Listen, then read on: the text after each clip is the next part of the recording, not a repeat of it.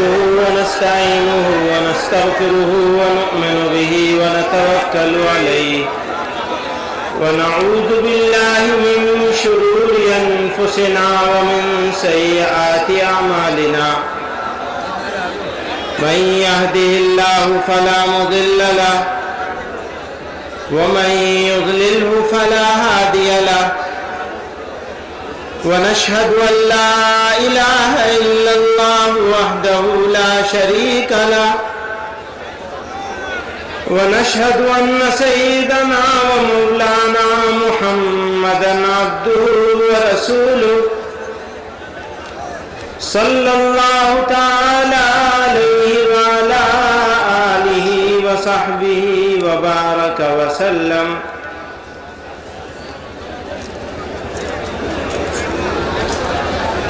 اس اجلاس کے صدر محترم حضرت مولانا ظہور صاحب،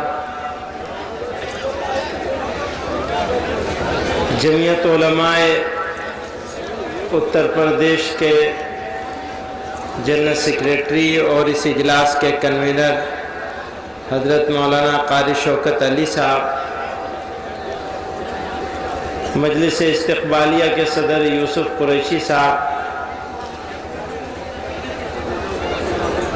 جمعیت علماء اتر پردیش کے صدر محترم حضرت مولانا حیات اللہ قاسمی صاحب، اور ہم اس پورے کارواں کے امیر الہند جمعیت علماء ہند کے صدر محترم حضرت مولانا قاری سید محمد عثمان صاحب منصور پوری دامت برکاتہم، اور اسٹیج پر موجود معزز علماء کرام، وقت تنگ ہو گیا ہے، ابھی بہت سی تجاویز باقی ہیں اور بہت سارے مہمان باقی ہیں، تو میرے لیے مناسب نہیں ہے کہ میں زیادہ وقت لوں، مختصر میں چند باتیں کہوں گا، اور یہ خبر بھی سنا دوں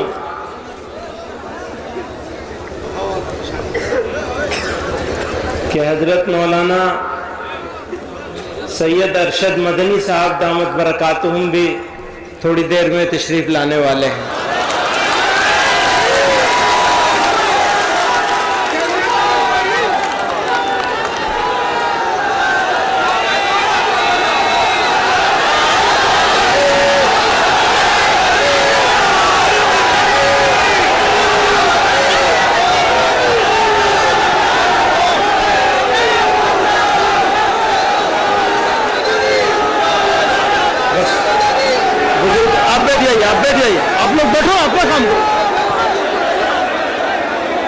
قاری صاحب آپ بھی تشریف رکھیں، قاری صاحب تشریف رکھیں۔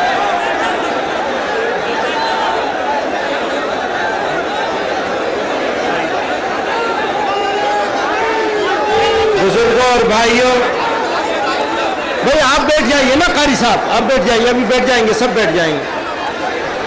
بزرگوں، بھائیوں، نوجوان ساتھیوں،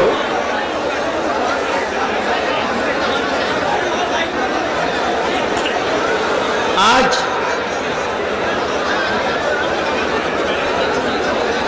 ہمارا ملک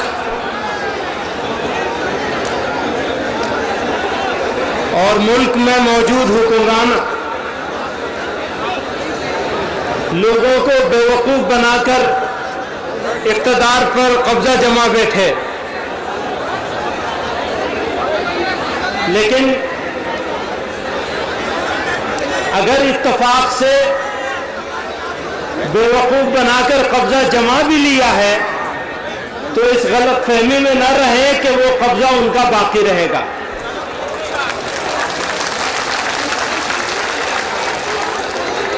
کیونکہ ظلم جو ہے، ناانصافی جو ہے اور جھوٹ جو ہے وہ کبھی لمبی مدت تک باقی نہیں رہ سکتے۔ میرے بھائیوں، بزرگوں، ملک کی آزادی میں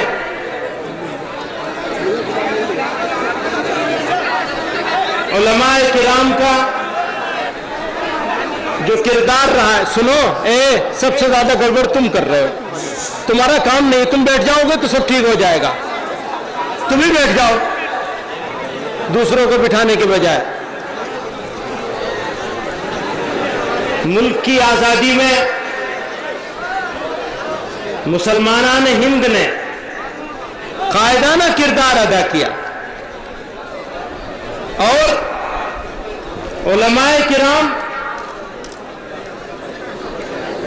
پشاور کے قصہ خانی بازار سے لے کر مدنا پور تک اس بر صغیر کا کوئی حصہ ایسا نہیں ہے جہاں مسلمانوں اور علماء کرام کے خون کے نشانات نہ ملیں آپ کو. اور وہ تاریخ، وہ اتہاس جو مسلمانوں اور علماء کی قربانیوں کے بغیر لکھا جائے وہ جھوٹا ہے. اور سن لیجئے اس بات کو، ہم اس ملک میں بائی چانس انڈین نہیں ہے، اتفاق سے ہندوستانی نہیں ہو گئے.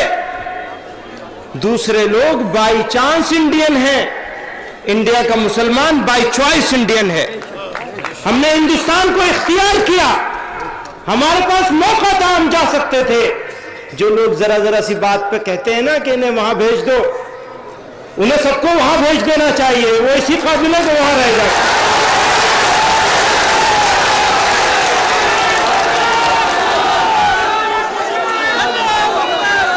یہ میرا ملک ہے، ایسا بسایا ہے ہم نے.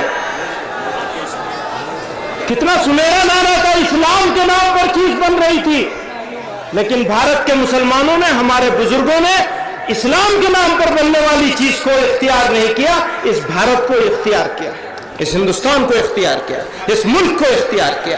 یہ میرا ملک ہے. اس کی طرف جو ٹیڑھی آنکھ کر کے دیکھے گا، وہ میرا کوئی اپنا سگا بھی ہوگا، میں اس کو بخشوں گا نہیں. میرے بھائیوں بزرگوں، میرے بھائیوں بزرگوں،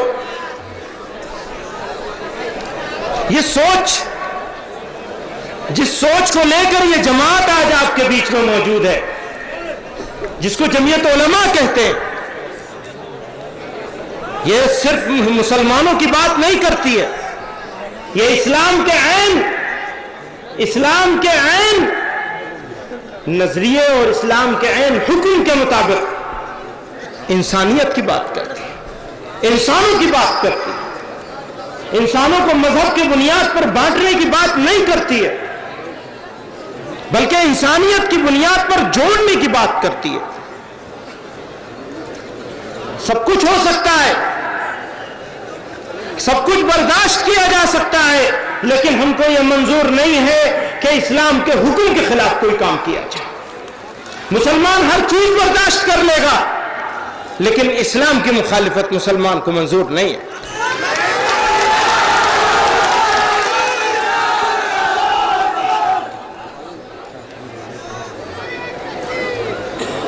آج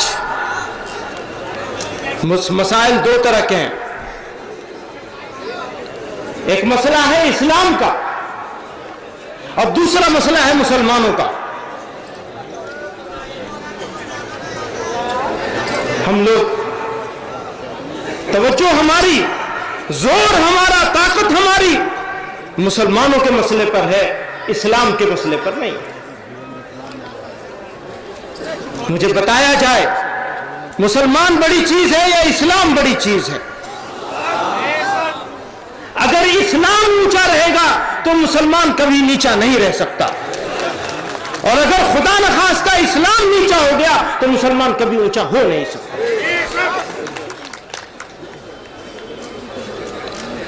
دشمن بھی دو طرح کے ہیں. ایک دشمن وہ جو مسلمان کو برا کہتے ہیں، ایک دشمن وہ جو اسلام کو برا کہتے ہیں، اور ایک دشمن وہ ہے جو دکھنے میں مسلمان ہے لیکن اس کے عمل کی وجہ سے اسلام بدنام ہو رہا ہے.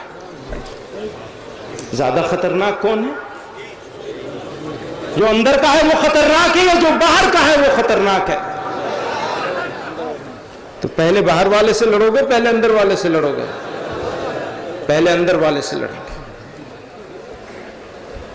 اسلام کسی قیمت پر کسی بے قصور کو مارنے کی، ستانے کی، ظلم کرنے کی اجازت نہیں دیتا ہے۔ صحیح بات ہے یا غلط بات ہے؟ تقریر کی بات ہے یا سچائی کی بات ہے؟ میرے بھائیوں، اگر اسلام کے نام پر لوگوں کو مارا جائے گا، قتل کیا جائے گا، ظلم کیا جائے گا، اس کی لڑائی کوئی باہر سے آ کے لڑے گا یا مسلمانوں کو لڑنی پڑے گی؟ ہماری ذمہ داری ہے کہ نہیں ہے؟ تو آج ہمیں یہ عہد کرنا ہوگا اس اجلاس سے، دو عہد کرنا چاہیے ہم کو۔ ایک جو مولانا مفتی عفان صاحب نے کہا، ہماری زندگی، اگر ہماری زندگی تبدیل نہیں ہوگی تو زمانہ بھی تبدیل نہیں ہوگا۔ اگر زمانے کو تبدیل کرنا ہے تو مومنوں ہمیں اپنے آپ کو بدلنا ہوگا۔ اگر ہم نے اپنے آپ کو بدل لیا، سن لیجئے، حکومتوں کے بدلنے سے، غور سے سنیے گا، حکومتوں کے بدلنے سے حالات نہیں بدلتے، حکومتوں اور اقتدار کے بدلنے سے حالات نہیں بدلتے ہیں، کردار کے بدلنے سے حالات بدلتے ہیں۔ اگر ہمیں حالات کو بدلنا ہے تو ہمیں اپنے کردار کو بدلنا ہوگا۔ یہ صرف زبانی جمع خرچ نہیں ہے، پیغمبر علیہ السلام نے ہمیں سکھا دیا کہ ہماری شادی کیسے ہوگی، ہماری تقریبات کیسی ہوں گی، ہماری خوشی کیسی ہوگی۔ دوست کہتے ہیں میاں یہ تو اصلاح معاشرے کی بات شروع کر دی انہوں نے، یہ اصلاح معاشرے کی بات نہیں ہے، یہ قوم کے عروج اور زوال کی بات ہے۔ اگر ملت کا عروج ہونا ہے تو پیغمبر صلی اللہ علیہ وسلم کے راستے پر ہونا ہے، اور اگر ان کے راستے پر نہیں چلیں گے کبھی عروج نہیں ہوگا۔ راستے ہی وہی ہے، وہ دکھا دیا، چل کے بتا دیا۔ اور ہمارا کیا ہے؟ رشتہ داروں میں، برادری میں ناک کٹ جائے گی، سب آگ لگا دی ہے، ساری عزتوں کو برباد کر دیا ہے، منہ دکھانے کے قابل نہیں رہے مسلمان۔ دوسروں کے راستے پہ ہم مسلمان راہبر اور رہنما تھے، مسلمان فالوور بن گئے، اسی کے راستے پر چلیں گے۔ وہ کہیں گے یہ تو بے وقوف ہے مولوی لوگ۔ مولوی بے وقوف نہیں ہے، وہ تو وہ بات بتا رہا ہے جو اللہ اور اس کے رسول صلی اللہ علیہ وسلم نے بتائی۔ ہاں، پیغمبر اسلام صلی اللہ علیہ وسلم کی شان میں کوئی گستاخی کرے گا تو اس کی زبان کاٹ لیں گے، اس کی آنکھ نکال لیں گے، اس کا گلا دبا دیں گے۔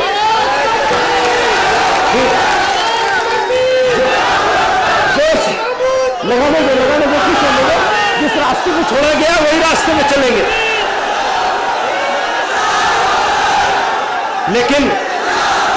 لیکن خود جو کریں گے، بھائی سوال کا جواب چاہیے، بس ہو گیا نعرہ۔ پوری قوم کو ایموشنل قوم بنا دیا ہے، جذبات سے استحصال کیا جا رہا ہے پوری قوم کا، اور کھلواڑ کیا جا رہا ہے۔ صرف شارٹ ٹرم پلاننگ ہے، لانگ ٹرم کوئی بات نہیں ہو رہی ہے، طویل مدتی کوئی پالیسی نہیں ہے۔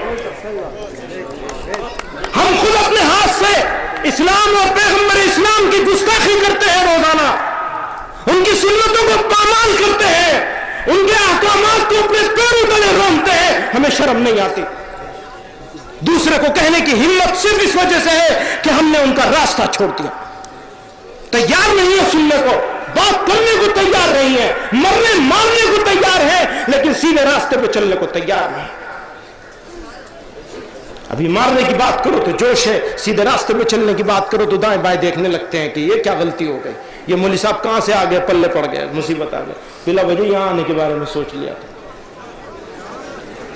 کیونکہ آنا ہے، جوش میں آنا ہے، بڑا جلسہ ہو رہا ہے، شاندار جلسہ ہو رہا ہے۔ اگر یہ جلسہ کامیاب ہوگا تو صرف اس صورت میں کامیاب ہوگا کہ ہم یہاں سے یہ عہد کر کے جائیں گے کہ ہماری زندگی میں بدلاؤ لانا ہے، تو کامیاب ہے۔ اگر بدلاؤ آ جائے، ایک چیز کی بھی نیت کر لیں، ہم جھوٹ نہیں بولیں گے، دھوکہ نہیں دیں گے، مال کو بیچیں گے نہیں ہم ملاوٹ کر کے، किसी को सताएंगे और दुख नहीं देंगे, और अपनी जिंदगी को उस उसवे पे बनाने की चलाने की कोशिश करेंगे। अगर ये तय करके जाएं, अच्छा इनमें से किसी एक बात को भी तय कर ले कि आज से झूठ बंद। सच बोलना जरूरी नहीं है, सच बोलना जरूरी नहीं है, लेकिन झूठ बंद। समझ रहे हैं? ये कहेंगे लोग सच बोलने को मना कर गए, ना खैरियत से सच बोलने को मना कर गए, नहीं जी सच बोलने को नहीं मना कर रहे, लेकिन ये कह रहे हैं झूठ बंद कर दो।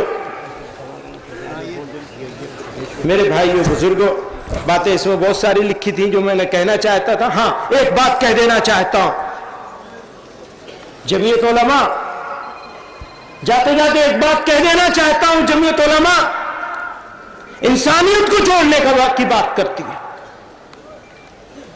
जमीयत उलमा इंसानों और इंसानियत को जोड़ने की बात करती है। जमीयत उलमा मजलूमों के हक की बात करती है। जमीयत उलमा अगर कोई इस्लाम के नाम पर भी जुल्म करने की कोशिश करेगा, जमीयत उलमा उससे लड़ेगी, टकराएगी, इसका ऐलान करती है। जमीयत उलमा का यह आज़्म है।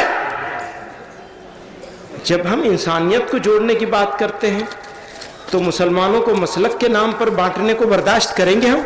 नहीं, मंजूर नहीं है, किसी कीमत पर मंजूर नहीं है। कोई देवबंदी बरेलवी के नाम पर इस मुल्क के लोगों को लड़ाएगा, हम उससे टक्कर लेंगे और किसी कीमत पर हम लड़ाई करने की कोशिश नहीं करेंगे।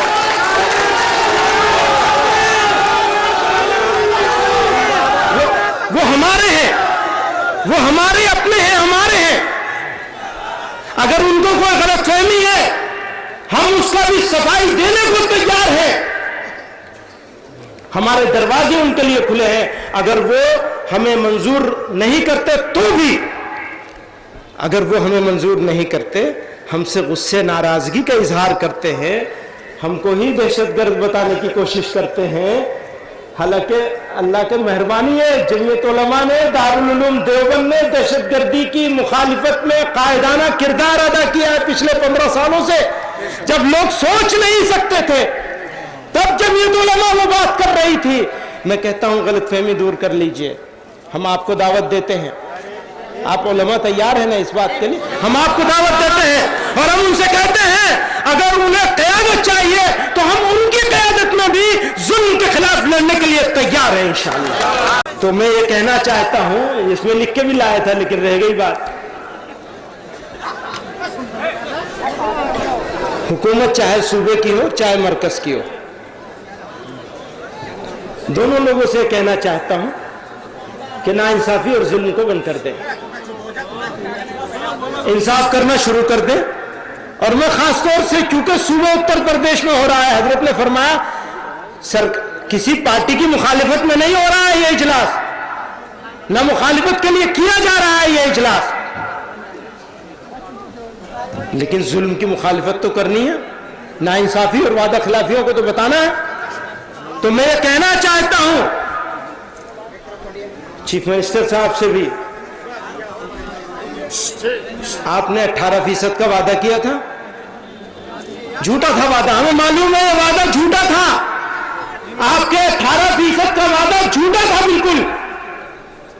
लेकिन मैं तो ये, आप लोग पता नहीं तैयार होंगे नहीं, मैं तैयार हूं इस बात के लिए, भाई ईमानदारी से जितना वाकई दिया जा सकता हो उतना तो दे दो, कम से कम हम तुम्हारी तारीफ करेंगे। मत दो 18%, लेकिन जो दे सकते हो वो तो झूठ था, वो इलेक्शन का छलावा था, वो धोखा था, और हमें मालूम था उस वक्त भी कि ये धोखा है, झूठ बोल रहे हैं, इन्हें देना नहीं है इसलिए ये बात कर रहे हैं। पर आज हम ये कहते हैं भाई जो तुम ईमानदारी से वाकई दे सकते हो वो तो दे दो, और अगर नहीं दोगे तो क्या वैसे ही तुम्हें ले लोगे हमसे? एक मर्तबा बेवकूफ बनाए, बार बार बेवकूफ बनते रहेंगे तो मोमिन एक सुराख से 2 मर्तबा नहीं डसा जाता।